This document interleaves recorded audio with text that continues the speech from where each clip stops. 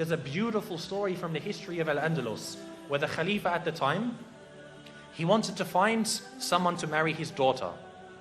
And the Khalifa, he doesn't just want, anyone to, it was his son. He didn't want just anyone to marry his son. You want to find the best girl available. So he made a proclamation in the city of Cordoba.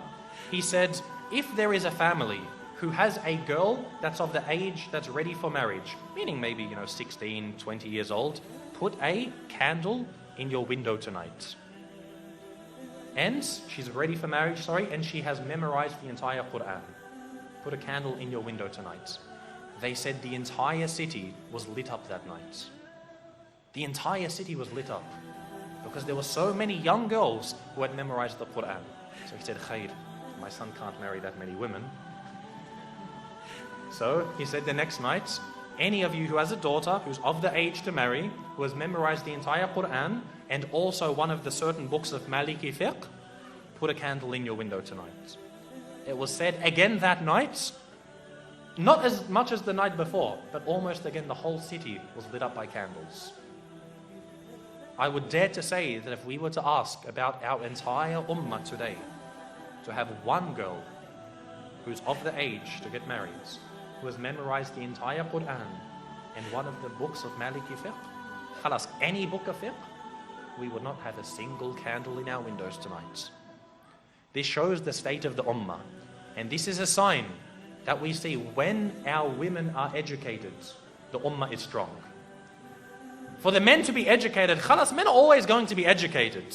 They're always going to be needed. You're always going to need an imam. But the true test for the ummah is when the women are educated. You see today, most of our women, some parts of the world, the women can't even go into the masjids.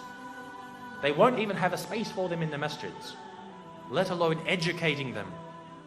You find, khalas, she knows how to cook and clean, perfect, mashallah, this is all we need. No, they must be educated. This is why Andalus, it was seen as a high time for the ummah to know about Islam. No, I'm not saying for her to go to university and study liberal arts and accounting. I'm talking about Islam.